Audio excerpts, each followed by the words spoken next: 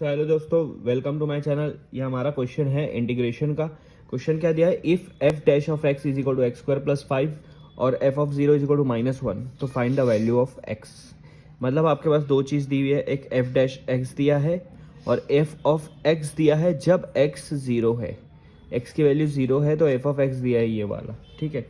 अब मुझे F of x अगर निकालना है, एफ ऑफ एक्स निकालना है, एफ डैश ऑफ एक्स से आप एफ ऑफ एक्स निकाल सकते हैं। क्या करना पड़ेगा, इंटीग्रेशन लगाना पड़ेगा, क्योंकि डेरिवेटिव हो चुका है, उसको वापस से आपको एफ ऑफ एक्स में लाना है तो आपको इंटीग्रेट करना पड़ेगा, क्योंकि डेरिवेटिव का उल्टा होता है इंटीग्रेट। ठीक है, इंटीग्रेट यहाँ पर आपको एफ ऑफ एक्स मिल जाएगा।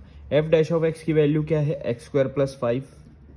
ठीक है, अब इंटीग्रेट कर रहे हो तो यहाँ पर डी एक्स भी आ जाएगा। क्या आ जाएगा, डी एक्स भी आ जाएगा। ठीक है, हाँ। अब क्या बोलता है इंटीग्रेशन, जो एक्स डी के साथ वैल्यू है एक्स वही इंटीग्रेट होगा, बाकी वैल्यू क्या होगा आपका कांस्टेंट मानी जाएंगी। बाकी वैल्यू क्या मानी जाएंगी, कांस्टेंट। ठीक है, अब आप देखो यहाँ पर x, ये हम लोग निकाल रहे हैं F of x. X square का डिफरेंशिएट इंटीग्रेशन होता है एक्स क्यूब, और जो ऊपर कर रहे हो मतलब 2 है तो 2 में 1 मिला दो और वही नीचे लिख दो 3। 5 आपका कांस्टेंट है, जब कुछ नहीं रहा तो वहाँ पर आपका x आता है। ठीक है, और यहाँ पर लिमिट नहीं है इसलिए आगे कांस्टेंट लगाना पड़ेगा प्लस c। ये आपका आ गया आंसर। ठीक है, एफ ऑफ एक्स, आपको एफ ऑफ एक्स निकल गया।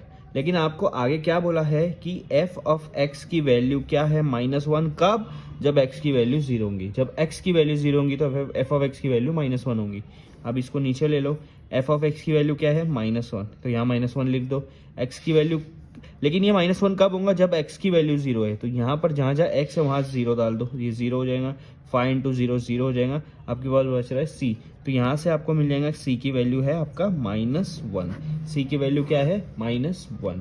अब ये जो आपका फर्स्ट इक्वेशन है ये वाला, इसको वापस से ले लो। F of X is equal to X cube upon 3 plus 5x plus c की वैल्यू क्या है आपकी -1, तो c की जगह में रख दूंगा -1। तो ये आपका आएगा x cube upon 3 plus 5x plus minus आपका माइनस हो रहा 1। तो एफ ऑफ एक्स की वैल्यू आपकी माइनस, ये आ गई x cube by 3 plus 5x -1। ये आपका एफ ऑफ एक्स निकल गया। आया समझ में।